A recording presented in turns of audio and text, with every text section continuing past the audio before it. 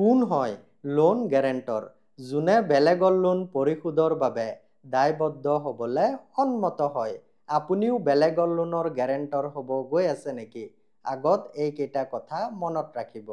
number 1 loan গ্যাৰেণ্টৰ হ'বলৈ আপোনাৰ credit score ভাল হ'ব লাগিব আৰু হয় লোন লোৱাজনৰ কোনো ইএমআই ডিফল্ট হ'লে আপোনাৰ ক্ৰেডিট স্কোৰত ঋণাত্মক প্ৰভাৱ পেলাব পাৰে নাম্বাৰ 2 এবাৰ লোন গ্যাৰেণ্টৰ হোৱা মানে আপুনি দায়িত্বৰ পৰা আঁতৰি থাকিব নোৱাৰে ইয়াৰ পৰা মুক্ত হ'বলৈ বেংক আৰু ঋণ লোৱাজনক অনুৰোধ কৰি থাকিব লাগিব নতুন এজন গ্যাৰেণ্টৰ পোৱা পিছতহে আপোনাৰ অনুৰোধ অনুমোদিত হ'ব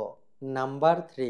যদি লোন লোৱাজনৰ মৃত্যু হয় বা লোন পৰিশোধ নকৰে বেংকে আপোনাৰ পৰা মূলধন ইণ্টাৰেষ্ট আৰু পেনাল্টিৰ সৈতে পৰিশোধ কৰিব পাৰে যদি অস্বীকাৰ কৰে আপোনাৰ ওপৰত আইনী ব্যৱস্থাও ল'ব পাৰে গ্যাৰেণ্টৰ এটা বৃহৎ দায়িত্ব সেইকাৰণে খৰখেদাকে সিদ্ধান্ত নল'ব দৌৰি বেলেগৰ লোনৰ গ্যাৰেণ্টৰ হ'ব যোৱা সকলৰ লগত ৰিলটো শ্বেয়াৰ কৰিব কিন্তু এটা কথা মোক ফলো কৰিবলৈ গ্যাৰেণ্টৰ হ'ব নালাগে ধন্যবাদ